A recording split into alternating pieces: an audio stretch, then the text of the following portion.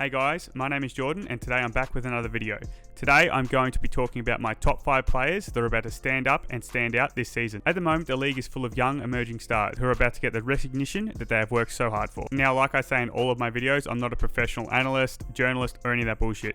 I'm just an NBA fan who loves talking about the game, so this is what my channel is. If you want to have a discussion, this is the right place to be. If not, and I say something you don't like, tell me in the comments, I don't give a fuck. Clarkson pulls the trigger straight away. How about that crossover?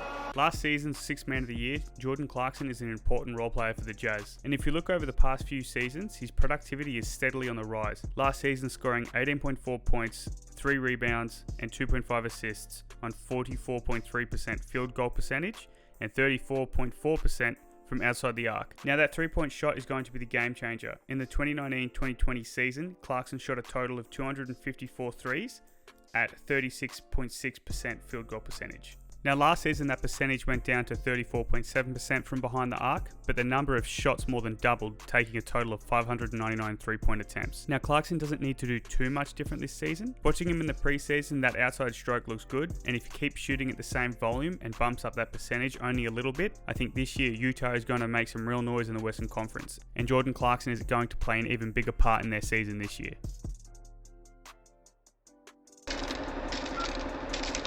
Wiggins, scattered floor, down the lane, and Wiggins, the Jayhawk.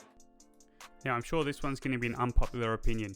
In my number 4 spot, I have Andrew Wiggins. The Warriors have a good shot at making a deep run into the playoffs this season, and I think Andrew Wiggins is going to be the decider.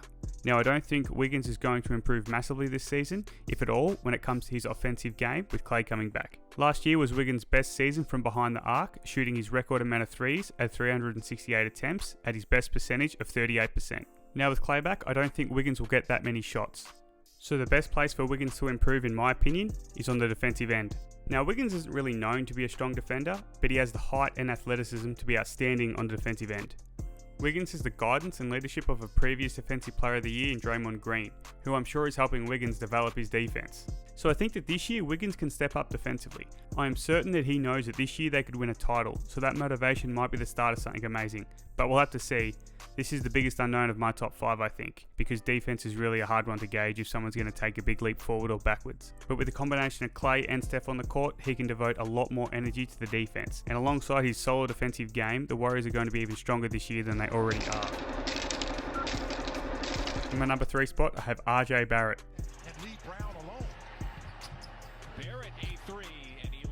Barrett is only heading into his 3rd NBA season, and the best thing he's got going for him is he's very underrated. Mainly because he was selected number 3 behind Zion and Ja Morant in my opinion.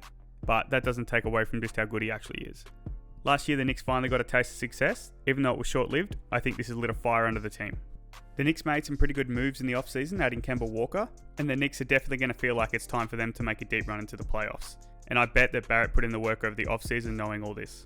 Now we only have 2 seasons of information to look at, but in every category besides steals, Barrett improved going from his 1st to his 2nd season.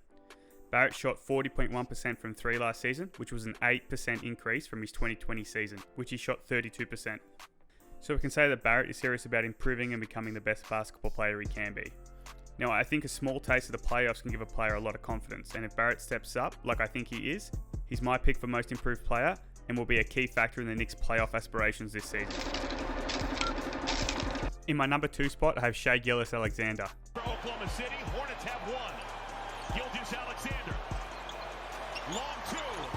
Oh, goodness! Gilgeous-alexander.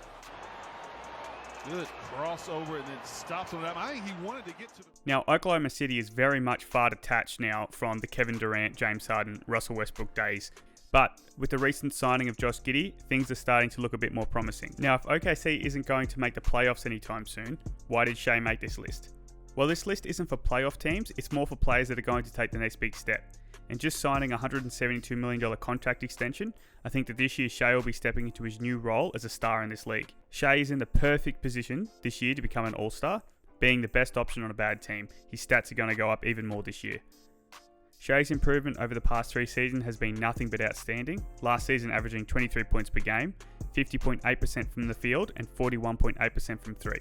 And I think that with another year of development under his belt and the motivation to show his worth what OKC paid him, this season I could see him averaging 26 points per game and starting to get more stardom. In my number 1 spot, I have Michael Porter Jr. On the wing, Porter taking it home, and he'll hammer it home. Woo!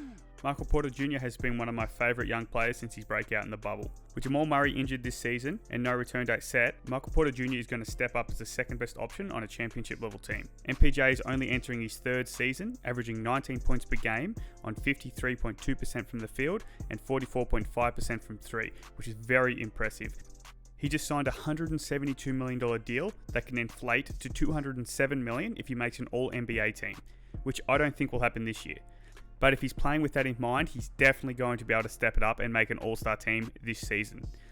MPJ is already shooting the ball with great efficiency, and with all the extra looks he's going to get this year, I think his numbers and productivity are going to go up across the board. And I can see him reaching all-star status while helping the Nuggets to a healthy winning record this season. And there we have it, guys. There's my top 5 up-and-coming NBA players. If you liked the video, guys, hit that like button, hit the subscribe button, leave a comment down below, and I'll see you in the next video.